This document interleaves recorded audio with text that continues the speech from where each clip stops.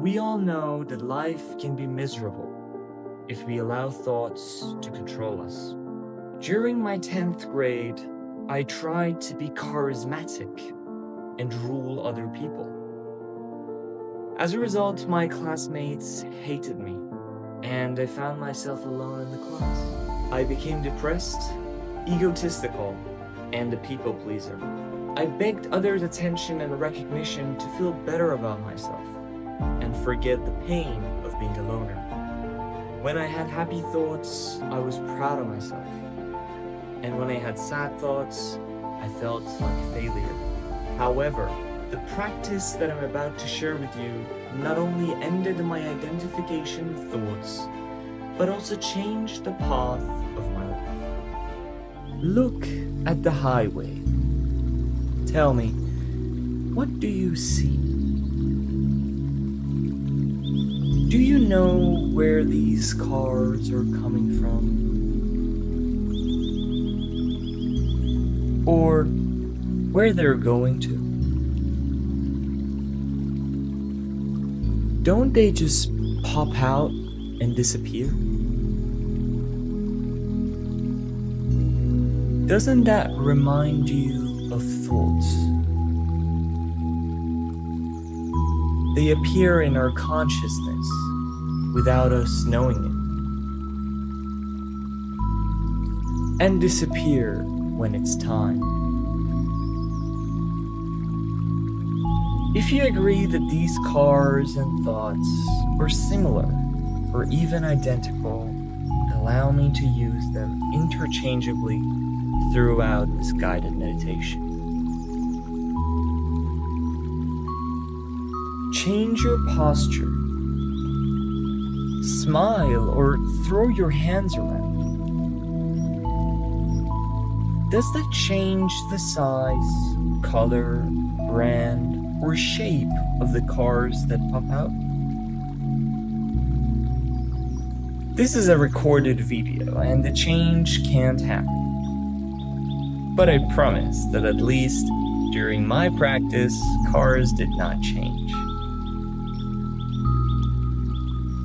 Can we conclude that thoughts are completely random? And that they have nothing to do with who we are or what we do? Then why do we attach our identities to the goodness or badness of these thoughts?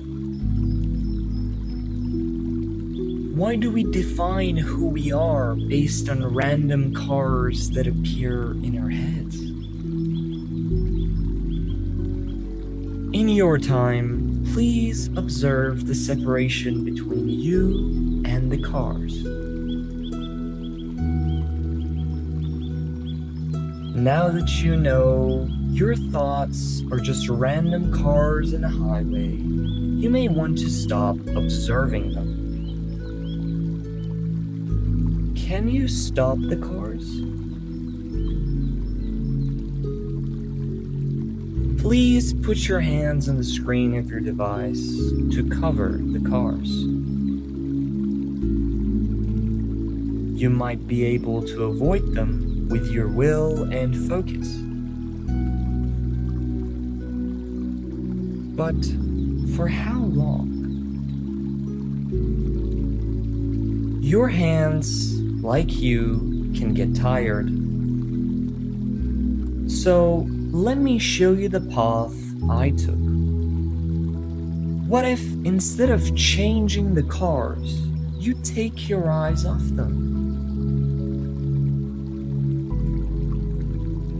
Observe your bedroom, your house, and your body.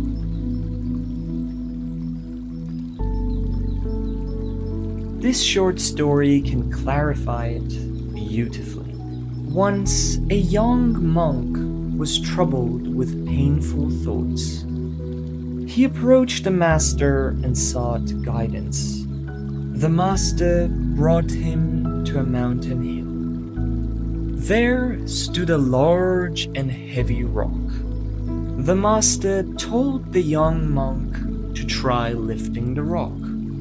After several attempts, the young monk lifted the rock, but complained that it was too heavy.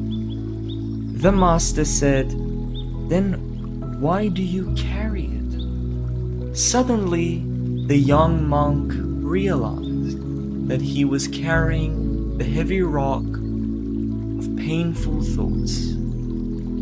And then he allowed things to be. He let it go.